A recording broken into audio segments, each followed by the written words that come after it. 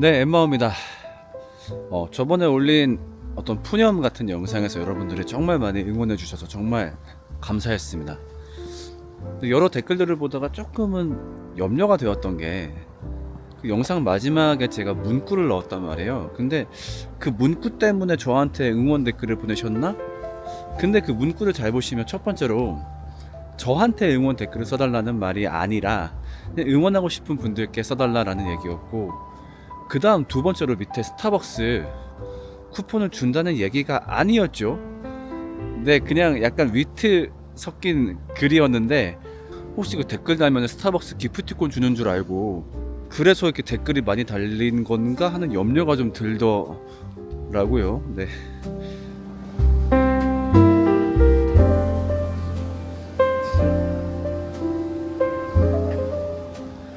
저번 영상 이후로 많이 그 뒷이야기를 궁금해 주시기도 하셨고, 그리고 그 일을 겪는 전반에 있어서 또 여러분들도 한 번쯤 느낄 법한 어떤 신앙적인 혹은 신학적인 이야기도 같이 한번 해볼까 합니다. 그리고 기왕 얘기가 나온 김에 교회 개척에 대해서도 좀 이야기를 해보려고 해요. 그 얘기를 좀 먼저 해볼게요. 일단 교회 개척이 왜 이렇게 지지부진해질까라고 했을 때, 제가 생각하는 교회의 모습이 너무 선명하기 때문인 게 또 있어요. 일주일에 한 번씩 모여서 멋있는 기독교 쇼를 보여주는 교회, 그렇게 1시간 정도 소위 말하는 은혜를 느끼고 안녕 돌려보내는 교회를 한다고 한다면 사실 그렇게 고집할 게 많지는 않을 것 같긴 해요. 근데 나중에 이제 교회를 본격적으로 시작하게 될 때 교회로는 상세하게 말을 하겠지만, 간단하게 얘기해 보자면은 저는 같이 하나님 나라를 살 공동체를 꿈꾸고 있고, 그래서 저는 교회를 세우는 과정이 앞으로 저랑 함께 살아갈 식구를 좀 찾는다, 그런 느낌을 좀 받기도 해요.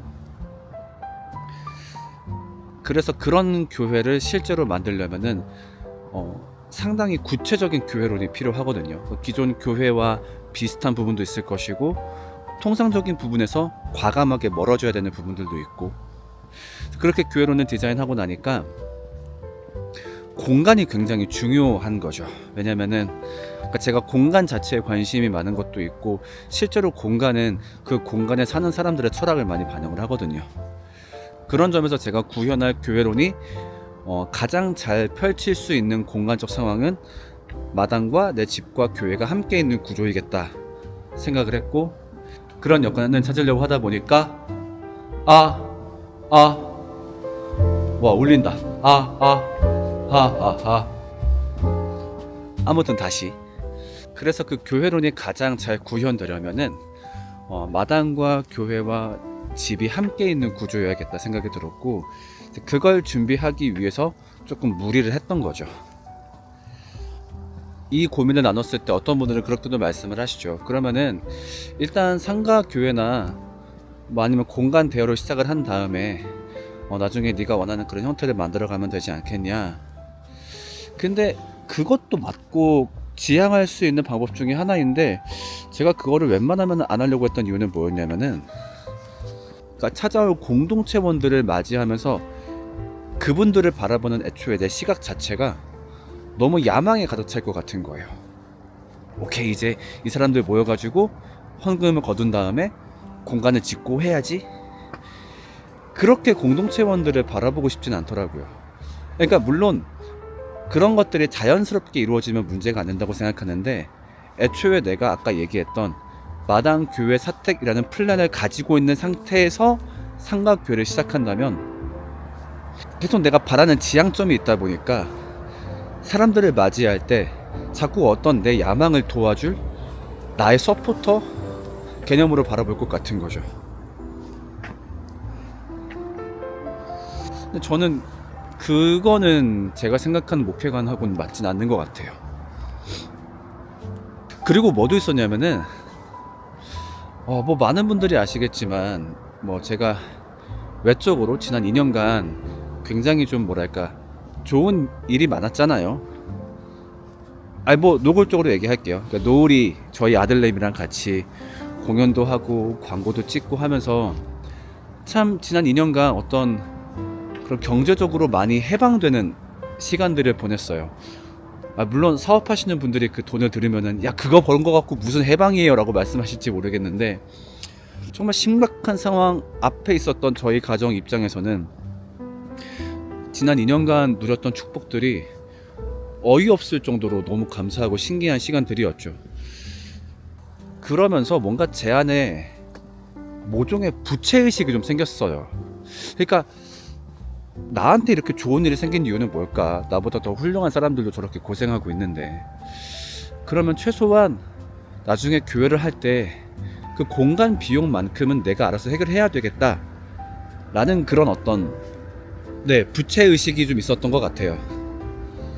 그래서 성도들한테 여러분 우리 교회 한 달 이자가 얼마라서 여러분들이 얼마씩은 내줘야 되고 막 그런 부담감을 짊어주지는 말자.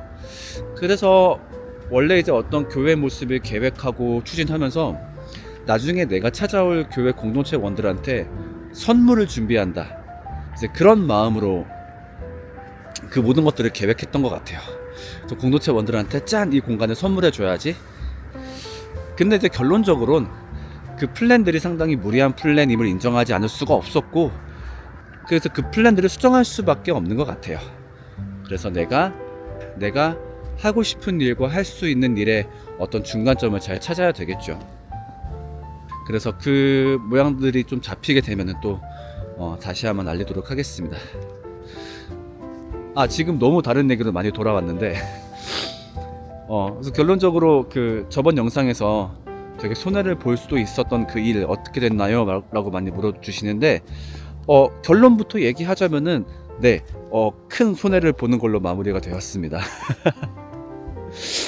적지 않은 금액의 손해를 보게 되었고, 그거는 근데 뭐 내가 못된 사람을 만났다거나 뭐 엄청 누군가가 나 속였다거나 그런 게 아니라 그냥 완전 100% 제 과실이었어요.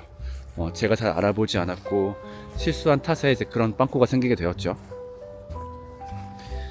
자, 그러면서 이제 여러분들하고 어떤 신앙적인 얘기를 나누고 싶었냐면은, 우리가 삶에서 어떤 지금처럼 고난이나 아니면 어려운 일이 닥쳐왔을 때 그렇게 묻는 분들이 많이 있어요. 이 어려움이 하나님이 나에게 주신 어려움인가?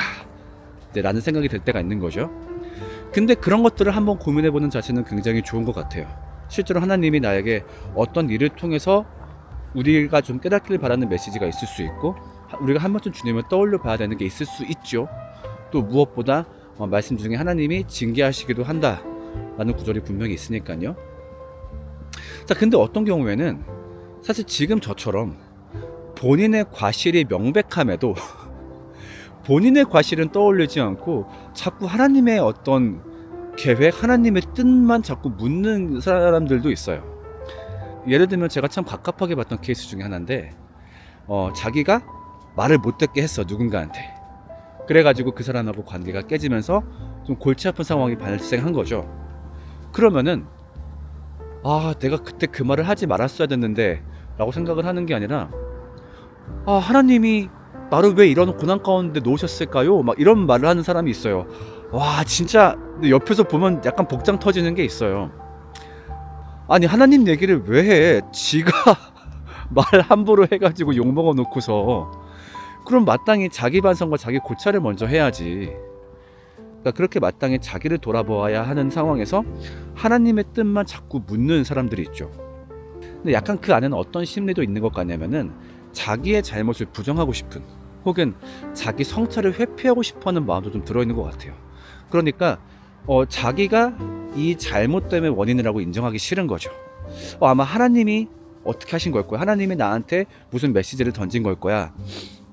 자, 근데 그랬을 때 문제는 뭘까요? 다름이 아니라 그 일을 통해서 마땅히 그 사람이 깨닫고 반성할 문제가 있는데 그것을 느끼지 못하는 문제가 발생하겠죠. 예를 들면 저 같은 경우에는 다음번에는 그런 문제를 알아볼 때 법적인 부분, 재정적인 부분들을 먼저 알아보았어야 되는데, 그러니까 다음부터 그런 것들을 알아보아야 되겠다, 이렇게 사고를 해야 발전이 있을 텐데, 하나님이 왜 이런 것들이 안 되게 하셨을까? 그래, 아직 주님의 때가 아닌가 봐. 이런 생각만 하게 된다면은 개인의 발전이 있기는 어렵겠고, 주변 사람들은 좀 속 터질 수도 있겠죠. 네, 물론 여전히 그 가능성을 부정하는 건 아니에요. 실제로 하나님이 어떤 내 실수를 통해서 개입하신 걸 수 있겠죠. 하나님의 어떤 계획이 있을 수 있겠으나, 그럼 이것이 하나님의 개입하신 결과물일까? 아니면은 그냥 내 실수의 결과물일까?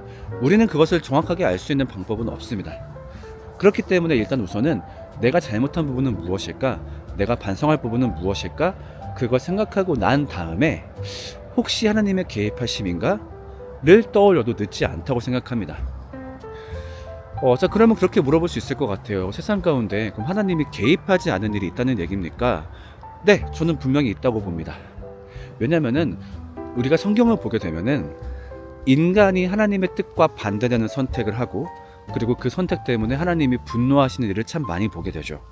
만약에 그 모든 것이 하나님의 직접적인 개입의 결과였다라고 한다면은 하나님이 분노하지 않으실 거예요. 그러니까 우리가 하나님 나라를 떠나온 이래로 하나님의 뜻에 반하는 인간사의 일들이 분명히 일어날 수 있는 것이죠. 물론 하나님은 그렇게 인간들의 실수와 잘못을 이용해서라도, 활용해서라도 궁극적으로는 그분이 바라시는 뜻으로 이끌어 가시겠지만, 그렇다고 하나님이 지금 우리의 행동 하나하나를 결정하시고 그분이 다 설계하셨다, 이렇게 바라보는 관점은 좀 위험합니다. 예를 들어 제가 지금 이 기둥을 만질까 안 만질까, 이것도 하나님의 선택이었다, 하나님의 개입이었다 라고 보는 건 무리가 있을 거예요. 그래서 세상사 가운데에는 하나님이 특별히 개입하신 일도 존재하지만, 세상에 깨어진 불공평으로 인해서 사람이 살아가는 일상 다반사 중에 일어나는 일들이 분명히 있습니다. 자, 그럼 우리는 어떻게 기도해야 될까요?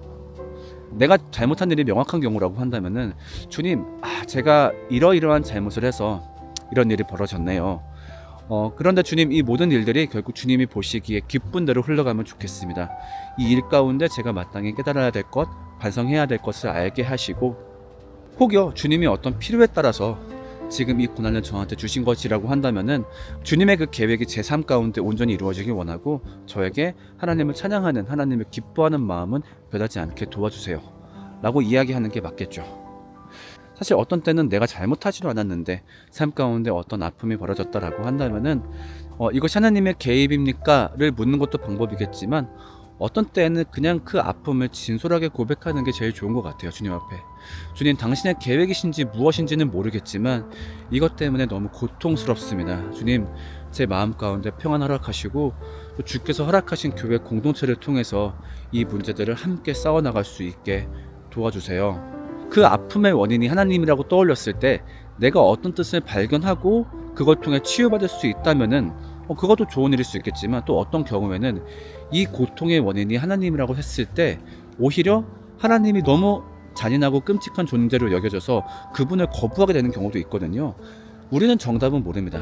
하나님은 그 일을 계획하신 분이 아니라 지금 그 일에 대해서 나보다도 오히려 더 슬퍼하는 분이실 수 있거든요. 즉, 어떤 삶에 일어난 고난들이나 어려움에 대해서 무리하게 하나님의 개입이야, 계획이야 라고 이야기하지 않아도 괜찮다라는 겁니다.